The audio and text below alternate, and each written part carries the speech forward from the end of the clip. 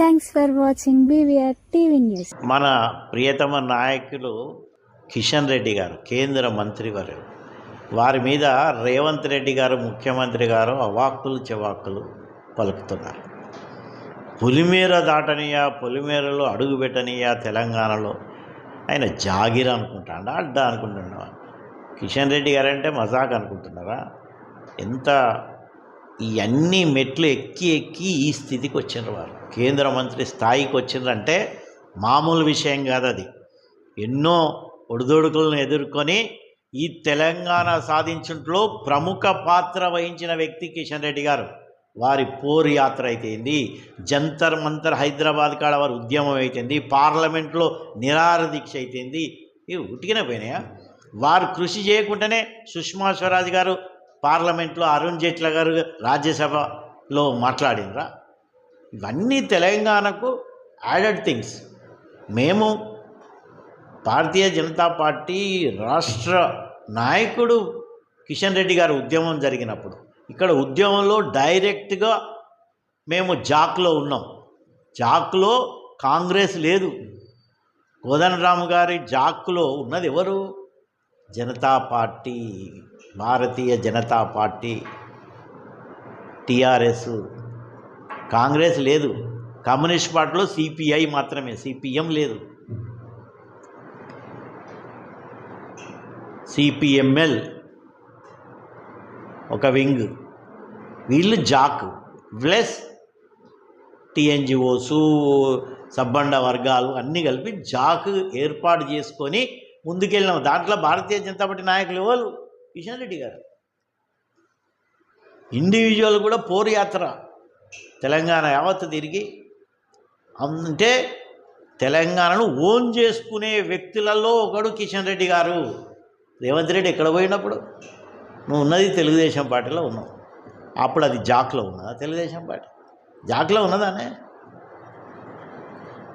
లేదు.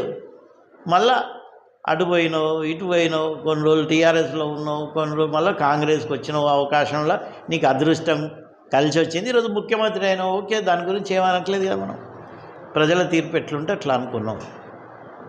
లేనిపోని అన్ని హామీలు ఇచ్చినావు, అమలుకు వీలుగానే హామీలు ఇచ్చినావు. అయినా ఏమంటున్నారు ప్రజలు? చూసుకుందా నీ సంగతి నెక్స్ట్ ఎలక్షన్లో అనుకుంటారు. కానీ నువ్వు కిషన్ రెడ్డి గారి మీద పడ్డావు. పక్కకున్న మహారాష్ట్ర ముఖ్యమంత్రిని కలిచేటానికి అంత కష్టమవుతుంది నీకు. ఒక ముఖ్యమంత్రిని కలిసి, నువ్వు ఒక ముఖ్యమంత్రివి ఇంకో ముఖ్యమంత్రిని కలిసడానికి నీకు ఇంత కష్టమవుతుందా? ఇన్ని కేంద్రం నుంచి ఇన్ని ప్రాజెక్టులు, మెట్రో ఫస్ట్ ఫేజ్ హైదరాబాద్లో, సెకండ్ ఫేజ్ రింగ్ రోడ్డుకు, ఇవన్నీ శాంక్షన్స్ కిషన్ రెడ్డి గారి ప్రోద్బలం లేకుండానే ఎందుకు బురద దళాలని చూస్తున్నావు? ఏదో ఉన్నది నీ ఎజెండా. ఇది కాదు, ఏదో ఉన్నది ఎజెండా. అన్ని కుట్ర ఎజెండాలు లోపటోటి పెట్టుకొని బయటోటి అడుగు పెట్టనియా. నీ మాటలు అందరూ ప్రజలు అబ్జర్వ్ చేస్తున్నారు. మొదలు అధికారంలోకి వచ్చేటప్పుడు ఎట్లా మాట్లాడినావు? అప్పుడు కేసీఆర్ను తిట్టినావు, ఊకే తిట్టేది రోజు.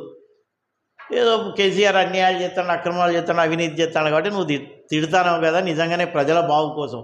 కానీ ఇప్పుడు ఉట్టుట్టిగా తిడతానవు, ఉట్టుట్టిగా నువ్వు నోరు బారేసుకుంటావు అంటే ప్రజలకు అర్థమవుతుంది. ఓహో, నీ ఈ తత్వమే ఉన్నట్టు ఇట్లున్నట్టున్నదిరా, అన్ని లూజు టాకే ఉన్నట్టున్నది ఈయనదంతా. అన్నీ ఉట్టిగానే ఎమోషనల్ ఒక ఇష్యూ టాక్ చేసి ప్రజల అటెన్షన్ ఏది, ఏ హామీలు అడిగే అటెన్షన్ డైవర్ట్ చేయడానికి ఈ ఎవరినో ఒకరిని టార్గెట్ చేస్తామనేది తెలిసిపోతుంది. కానీ నువ్వు పప్పులో కాలేసినావు. ఆ టార్గెట్ చేసేది ఒక పెద్ద నాయకుడు కిషన్ రెడ్డి గారిని చేస్తాం అనేది నువ్వు తప్పు చేసి, అది ప్రజలు గుర్తించారు. కిషన్ రెడ్డి గారు అంటే ఏందనుకుంటున్నావు? అందరూ is liked by all the intellectuals and the Telangana people. అదే చెప్తున్నా కదా, కిషన్ రెడ్డి గారు లేకుంటే ఇన్ని లక్షల కోట్ల రూపాయలు తెలంగాణకి ఎట్లొచ్చినాయి? 12 సంవత్సరాలలో ఎన్ని లక్షల కోట్లు వచ్చినాయో ఒకసారి శ్వేతపత్రం రిలీజ్ చేయండి. You release A white paper on how many funds have come from the centre. కేంద్రం నుంచి వచ్చిన ప్రతి రూపాయి కిషన్ రెడ్డి గారి ప్రోద్బలం సహకారం లేకుంటే వచ్చినాయా? మీ శ్వేతపత్రం రిలీజ్ చేయండి, అందరికీ తెలిసిపోతుంది కదా వాట్ ఈజ్ వాట్. ఉట్టిగా లూజ్ కామెంట్స్ ఎందుకు? బురద చల్దాం, బాట కాల్చి మీదేద్దాం, గుడ్డ కాల్చి మీదేద్దాం, ఎవరి మీద పడితే వాళ్ళకి ఇష్టమే అంటే పడటానికి ఎవరు లేడు ఇక్కడ, వినటానికి కూడా ఎవరు లేడు. రేపొద్దున మీకు ఏది భయమైనా సర్పంచ్ ఎలక్షన్ పెడతామంటే భయపడుతుంది, ఎంపీటీసీ ఎన్నికలు అంటే అసలు దారే లేదా, మున్సిపల్ ఎన్నికలు పెడదామంటే భయమేనే. ఆచితూచి భయపడి ఆల్రెడీ సగానికి పోతే 2.5 ఏళ్ళ ఇంకేముంటుందా? 2.5 ఏళ్ళలో ఈ ఎలక్షన్స్ అన్ని డెమోక్రసీ గురించి మాట్లాడతావు, ప్రజాస్వామ్యం గురించి మాట్లాడతారు. ఏం రేవంత్ రెడ్డి, నీకు తొందరనే ప్రజలు బుద్ధి చెప్తారు. ఇప్పుడు కాక్రోచ్ జనతా పార్టీ మీద పెద్దగా న్యూస్ అవుతున్నది. నిన్న కూడా ఇందిరా పార్క్ ధర్నా చౌక్ కాడ కూడా ఒక చిన్నపాటి ఉద్యమంలాగా తీసుకొచ్చిన వల్ల ఆ చర్చలో భాగంగా మనం బ్యాక్గ్రౌండ్కి పోదాం. ఈయన పూణేలో చదువుకొని అభిజిత్ దిప్కే బోస్టన్కి పోయి అక్కడ చదువుకొని మధ్యలో కొన్ని రోజులు 20 నుంచి 23వ సంవత్సరంలో ఆమ్ ఆద్మీ పార్టీ వాలంటీర్గా సోషల్ మీడియాలో పనిచేసి అమెరికాలో యూజువల్గా ఏదన్నా కావాలంటే ఒక మాస్క్ పెట్టుకొని ఒక బొమ్మ వేసుకొని దాంతోనే ఉద్యమంలాగా చేస్తారు. అది సేమ్ అమెరికా నుంచి ఇన్హెరిట్ చేసినట్టు వెనుక బ్యాక్గ్రౌండ్లో ఎవరైతే ఇప్పుడు బీజేపీకి ఎన్డీఏ అలియన్స్కు అపోజిట్గా ఉన్నటువంటి మిత్రపక్షాలు ఎవరైతే ఉన్నారో వాళ్ళందరి యొక్క ప్రోద్బలం వెనకాల ఉండి టెర్రరిస్టులతోని కూడా కొంతమందితో లింకుతోని ఒక ఉద్యమం చేద్దామని ఒక చిన్న పార్టీలాగా కాక్రోచ్ జనతా పార్టీ అని పెట్టడం జరిగింది. ఏది ఒక ఎజెండా లేదు, ఒక మూమెంట్ లేదు.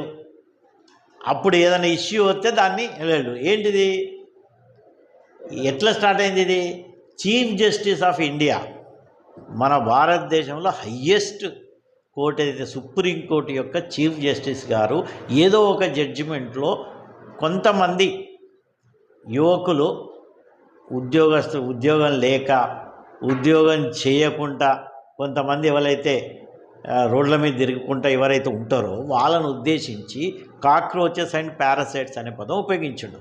యూత్ను మొత్తాన్ని అనలే ఆయన, కొంతమంది తర్వాత వివరణ కూడా ఇచ్చిండు తెల్లారి వారు.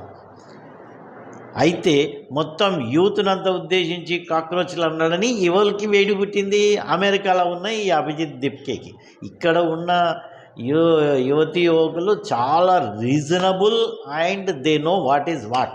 ఎవరో ఇట్లా ప్రోద్బలించగానే ఇన్స్టిగేట్ చేయగానే ఈ యూత్కు ఎంత ఆపర్చునిటీసు, ఇంటలెక్చువల్స్, టెక్నోక్రాట్సు, సైంటిస్టులు అవుతున్నారు. అక్కడికి చంద్రమానానికి పోయటానికి కూడా వాళ్ళందరే కారణము. ఎన్నో ఫ్యాక్టరీస్లలో అన్నిట్లలో ఇన్నోవేటివ్ మెథడ్స్, స్టార్టప్స్, ఇవన్నీ ప్రతి డిఫెన్స్లో ఇప్పుడు ఉన్నదంతా youth. They are all with the development of India చెప్తున్నాను నేను, పొలిటికల్ పార్టీస్ గురించి చెప్తలేను. భారతదేశం అభివృద్ధిలో కీలక పాత్ర పోషిస్తున్నటువంటి ఈ జెన్జీ యూత్ అండ్ యువకులు ఇట్లాంటి గాలికి బుడగల్లాగా వచ్చే వాళ్ళ కోసం కాదు. ఎందుకంటే లోతుగా అధ్యయనం చేయటం జరిగింది ఇంటెలిజెన్స్ ఏమైందని. కొన్ని $1 మిలియన్ కుమ్మరిస్తున్నారు భారతదేశాన్ని అస్థిరతపరచాలని. ఏదైతే నేపాల్లో ఉద్యమం జరిగిందో, బంగ్లాదేశ్లో జరిగిందో అట్లాంటిది ప్రయోగం భారతదేశాన్ని కూడా విచ్ఛిన్నం చేయాలని విచ్ఛిన్నకర శక్తులతోని మన అపోజిట్ పార్టీస్ మిలాఖత్ అయిపోయి ఈ పిలగాన్ని ముందు పెట్టి కాక్రోచ్ అని ఒక పదము చీఫ్ జస్టిస్ గారు ఉపయోగించినందుకు దాన్నే తమ ఫేస్గా పెట్టి America style inherited by the foreigners, దానికి టెర్రరిస్టులు అల్ జజీరా, తుకుడే గ్యాంగ్ వీళ్ళు వెనకాలంతా కలిసి ఒక కృత్రిమమైనటువంటి ఉద్యమం, ఒక నీట్ పేపర్ లీక్ అయిందని దాన్ని కూడా సాగ్గా తీసుకొని ఎడ్యుకేషన్ మినిస్టర్ ధర్మేంద్ర ప్రధాన్ గారు రాజీనామా చేయాలని ఇమ్మీడియట్గా భారత ప్రభుత్వం రియాక్ట్ అయ్యి పేపర్ని క్యాన్సిల్ చేసి ఎంక్వైరీ కమిటీకి వేసి ఎవరైతే లీక్ చేసారో వాళ్ళందరినీ జైల్లో వేసిన. అదే కదా మన యొక్క ముఖ్యంగా ఏంటంటే అట్లనే మంత్రులు రాజీనామా చేయాలంటే అప్పుడు కేసీఆర్ ప్రభుత్వంలో అన్నీ లీక్ అయినాయి, రోజొక పేపర్ లీక్ అయ్యేది, వాళ్ళు రాజీనామా చేయాలి. ఇక్కడ రేవంత్ రెడ్డి గారు ఇక్కడ ఎన్నో అవుతున్నాయి, వాళ్ళు రాజీనామా చేయాలి. కానీ వీళ్ళకు ముందట పడటానికి వాళ్ళకు ధైర్యం లేక, ఎదుర్కొనే సత్తా లేక, ఇండైరెక్ట్గా కాంగ్రెస్ ప్రోద్బలిత, ఆమ్ ఆద్మీ పార్టీ ప్రోద్బలిత, అప్పుడు టీఎంసీ వాళ్ళు ఓడిపోయి వచ్చి వాళ్ళ ప్రోద్బలిత. నిజంగా ఇదే అయితే వెస్ట్ బెంగాల్లో జెన్జీ మొత్తం తలుచుకుంటేనే అక్కడున్న టీఎంసీని పటాపంచలు చేసి బీజేపీ అధికారంలోకి వచ్చింది. ఎవరి వల్ల? ఈ యూత్ వల్ల, జెన్జీ యూత్ వల్లే. So Gen Z youth is for Indian government. నేను పార్టీ ముచ్చట్లేదు, భారతదేశ ప్రభుత్వానికి తోడుగా వెంట ఉన్నటువంటి యూత్ ఈ యొక్క కాక్రోచ్ పార్టీ. ఎందుకంటే దాని ఫాలోవర్సు పాలస్తీనియా వాళ్ళు 8 మిలియన్ ఫాలోవర్సా, ఐవరీ కోస్ట్ వాళ్ళు మిలియన్స్ ఫాలోవర్సా, మలేషియా వాళ్ళు ఫాలోవర్సా, పాకిస్తాన్ వాళ్ళు ఫాలోవర్సా. మనం ఏంది ఆ ఫిగర్ ఇన్ని లక్షల మంది ఫాలోవర్స్ వస్తున్నారు ఓ అని అదొక హైప్ క్రియేట్ చేసారు. కానీ అసలు లెక్కగా డెప్తు పోతే మన వాళ్ళు 1,00,000 మంది కూడా లేరు, అందరూ విదేశీ వాళ్ళే. ఎందుకు? మిలియన్స్ ఆఫ్ డాలర్స్ పోర్ చేసింది కాబట్టి ప్రజలందరికీ విజ్ఞప్తి చేస్తున్నాను, ఈ కాక్రోచ్ పార్టీ అనేది బబుల్ లాగానే ఇట్లా ఎప్పుడో పేలిపోతుంది. దాని గురించి మనం ఎవ్వరం కాన్సన్ట్రేట్ చేయొద్దు. ఇందిరా పార్క్, ధర్నా చౌక్ దగ్గర ఇమ్మీడియట్గా పర్మిషన్ ఇచ్చినట్టేనే కాంగ్రెస్ హస్తం వెనుక ఉన్నదా లేదా తెలుస్తుంది. ఒక్కొక్క దగ్గర వాళ్ళకి ఏదైనా ధర్నా చేసుకోవాలంటే కోర్టుకు పోయి కూడా ఏదో పీస్ఫుల్గా రెస్ట్రిక్షన్స్ పెట్టి పర్మిషన్ దొరుకుడే కష్టంగా ఉన్నది. అట్లాంటిది ఇక్కడ ఇట్లా పోగానే అప్లికేషన్ పెట్టగానే ధర్నా చౌక్ దగ్గర, ఇందిరా పార్క్ దగ్గర పర్మిషన్ వచ్చిందంటేనే ఇక్కడంతా మిలాఖత్ అయి పనిచేస్తున్నారు. కాబట్టి ఎవ్వరు ఎన్ని వచ్చినా కూడా భారతదేశాన్ని ప్రపంచంలోనే అగ్రగామిగా తీసుకుపోవాలనే తలంపుతోని, పట్టుదలతోని భారత ప్రధాని మన ప్రీతమ నాయకుడు నరేంద్ర మోడీ గారు పనిచేస్తున్నారు. నిన్నటికి కూడా ఫ్రాన్స్ పోయిన, ఇవాళ స్లోవేకియాకు పోయిన. ఎందుకు? దేశానికి నిధులు సమకూర్చడమే కాకుండా డెవలప్మెంట్లో మన అన్ని ఎగుమతులను ప్రోత్సహించుకుంటా ఒక దేశాన్ని ఇంత గడ్డు కాలంలో అక్కడ ఉక్రెయిన్ వారు అవుతుండే, ఇక్కడ ఇరాన్, అమెరికా వారు, ఇజ్రాయెల్ వారు, టోటల్ అతలాకుతలంగా ఉన్నది ప్రపంచం మొత్తం. అయినా మన జీడిపి మోర్ దాన్ 6కి పోయింది. ఇప్పుడు 6 అందరూ 1, 2కే కింద మీద అవుతారు. చైనా మొత్తం ఆర్థికంగా దివాలా తీసింది. ఎక్కడెక్కడ ఈ అమెరికా డెట్స్లో ఉన్నది. అన్నీ ఉన్నా కూడా భారతదేశం స్థిరంగా ఉన్నదంటే భారత ప్రభుత్వం. అరే అందరి కళ్ళు గుడుతున్నాయి, అరే ఇంత అతలాకుతలం అవుతున్నది ఆర్థిక వ్యవస్థ. వీళ్ళదేమో 4వ స్థానానికి ఆల్రెడీ చేరుకున్నారు, 3వ స్థానానికి పోబోతున్నది. గ్లోబల్ సూపర్ పవర్ అయ్యేటట్టున్నది ఇంటర్నేషనల్ అని కుట్రతోని కొంత విదేశీ శక్తులు పండిన పన్నాగమే ఇది. కానీ ఇది చిన్నది, తేలికగా మేము తీసుకుంటున్నాం. ఇంటలెక్చువల్స్ అందరు ఆలోచిస్తున్నారు, విశ్లేషకులు అందరూ ఆలోచిస్తున్నారు. దీని గురించి ఎక్కువగా సీరియస్గా తీసుకోవాల్సినటువంటి అవసరం లేదు. అందరికీ నమస్కారం, ధన్యవాదాలు. Doctor Vijay Chander Reddy, Bharatiya Janata party senior నాయకును, ఒక రెడ్ క్రాస్ చైర్మన్ను, ఆర్థోపెడిక్ సంఘానికి సౌత్ ఇండియా ప్రెసిడెంట్ను, ఇండియన్ మెడికల్ అసోసియేషన్కు జాతీయ లెవెల్లో సెంట్రల్ వర్కింగ్ కమిటీ మెంబర్ను.